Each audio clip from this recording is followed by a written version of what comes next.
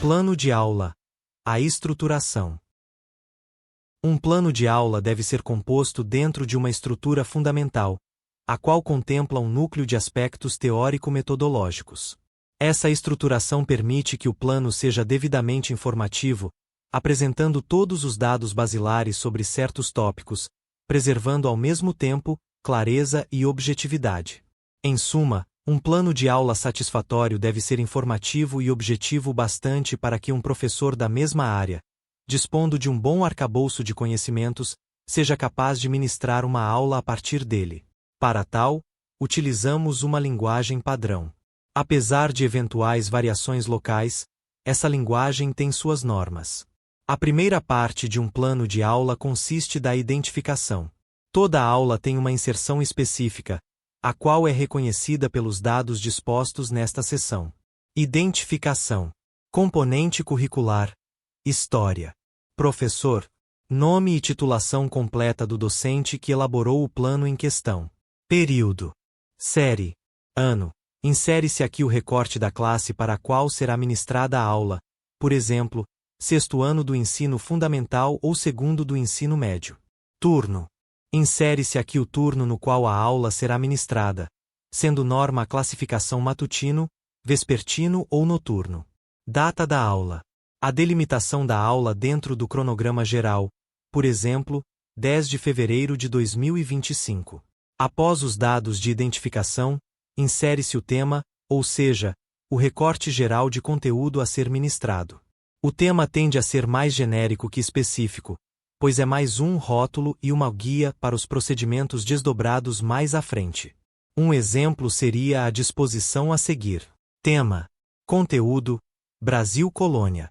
Este tema é abrangente o bastante para que o docente possa empregá-lo como um plano de unidade, compreendendo mais de uma aula.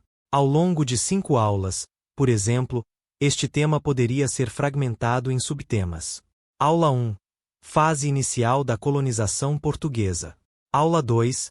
Ciclo da cana-de-açúcar. Aula 3. Ciclo do ouro. Aula 4. Revoltas coloniais. Aula 5. Decadência do modelo colonial. Ao tema seguem-se os objetivos, que são as metas de aprendizagem que o professor estabelece para seus alunos. Os objetivos são, assim, designados por verbos no infinitivo, dispostos em itens.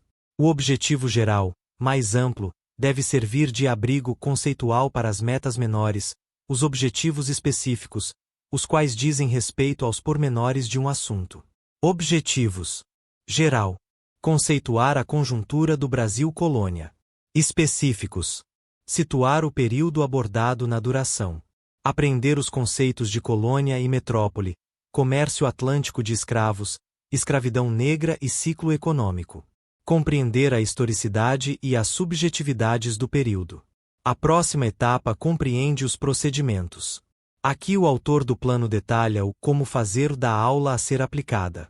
Em planos mais detalhados é de praxe estabelecer a duração de cada etapa.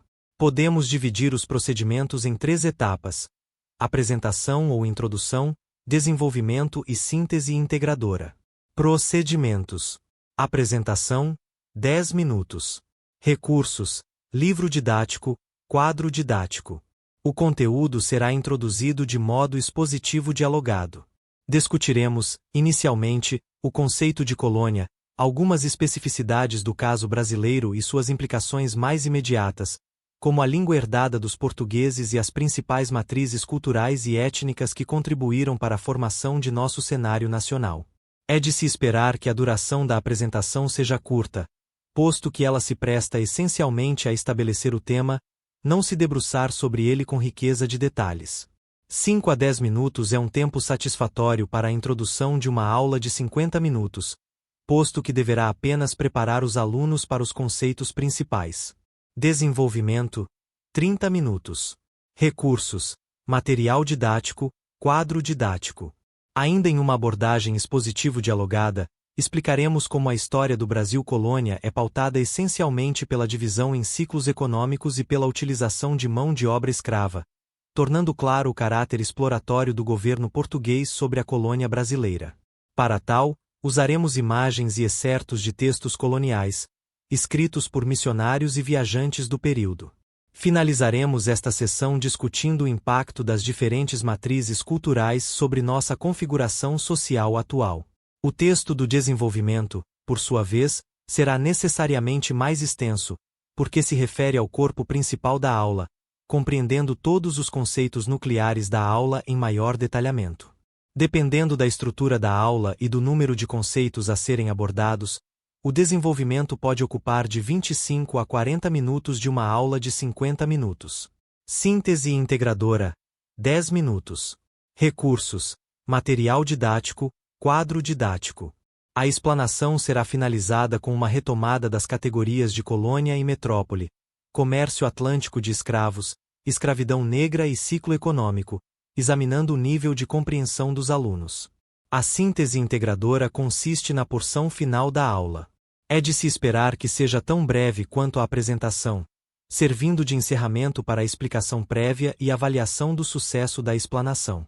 Esta parte frequentemente possui um vínculo com a etapa seguinte: a avaliação. A avaliação pode ser um instrumento para aferição de desempenho e atribuição de nota, ocupando espaço da aula, mas também pode ser uma medição feita pelo professor com base na experiência transcorrida durante a explicação, sem a finalidade de atribuir nota, mas apenas para obter um diagnóstico da aprendizagem da turma. Avaliação. A avaliação levará em consideração a participação efetiva dos discentes ao longo da exposição teórico-dialogada, a valorização do tema explorado e o desenvolvimento e elaboração das intervenções com base nos objetivos propostos, de modo a identificar o conhecimento e a percepção destes no que diz respeito à compreensão dos conteúdos em questão. A avaliação, portanto, deve ser pensada como um termômetro de aprendizagem, e não apenas como instrumento formalista ou punição burocrática para o aluno. Por fim, o plano de aula deve ser fechado com uma lista de referências, elaborada com atenção para a variedade e qualidade que os materiais selecionados podem trazer para a aula. É importante ressaltar novamente: diferentes instituições adotam modelos diferentes de planejamento. O conceito de plano de aula se modelou ao longo da história didática recente e permanecerá sendo reavaliado e submetido a alterações.